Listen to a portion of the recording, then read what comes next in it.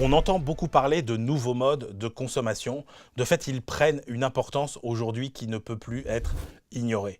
Le plus ancien, mais qui prend de l'ampleur, c'est l'occasion. Avant, le marché de l'occasion était concentré sur quelques produits comme l'automobile, par exemple. Aujourd'hui, avec Internet, avec des sites comme eBay, presque tous les produits de grande consommation peuvent connaître une deuxième vie, et notamment, bien évidemment, les meubles. Mais la nouvelle étape, aujourd'hui, c'est que les grandes marques qui s'étaient désintéressées de ce marché qui concernait surtout les particuliers, eh bien, elles aussi maintenant s'intéressent à ce marché de l'occasion et cherchent à capter de la valeur. Ikea, par exemple, en Suède, a créé un site dédié aux meubles de seconde main.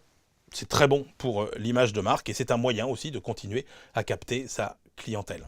La deuxième tendance, c'est l'économie collaborative, l'économie du partage.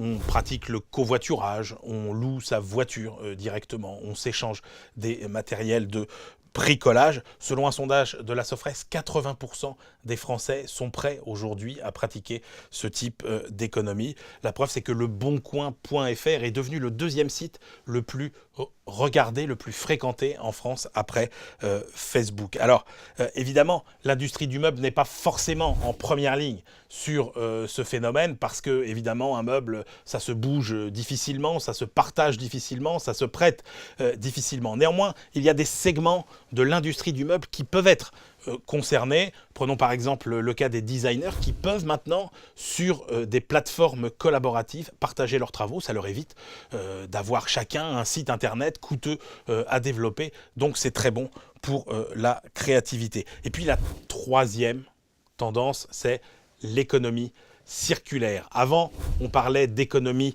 linéaire.